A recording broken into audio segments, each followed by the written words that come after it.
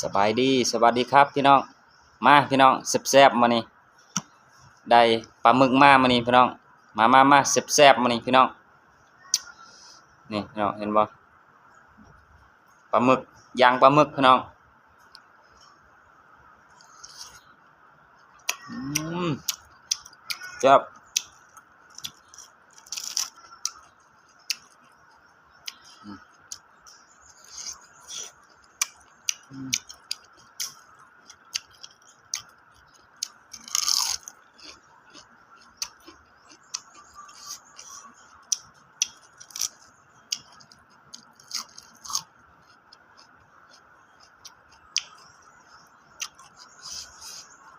บ่พี่น้อง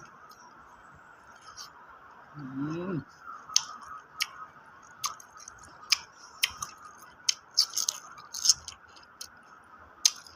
แซ่บพี่น้อง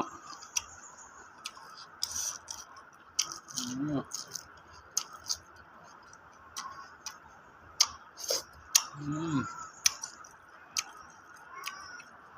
มาเด้อพี่น้องทุกคนแซ่บๆ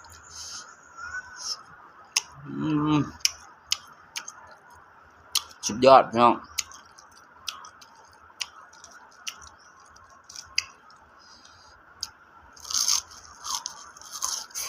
อืม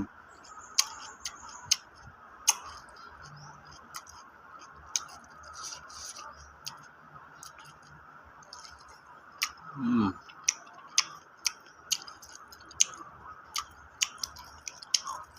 ไปเลาะตลาดพี่น้องก็เลยเห็นเขาเจ้าขายปลาหมึกซื้อมาย่างกินเบิ่งพี่น้อง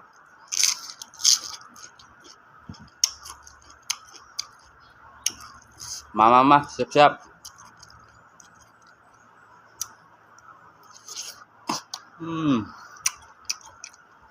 แซ่บๆพี่น้อง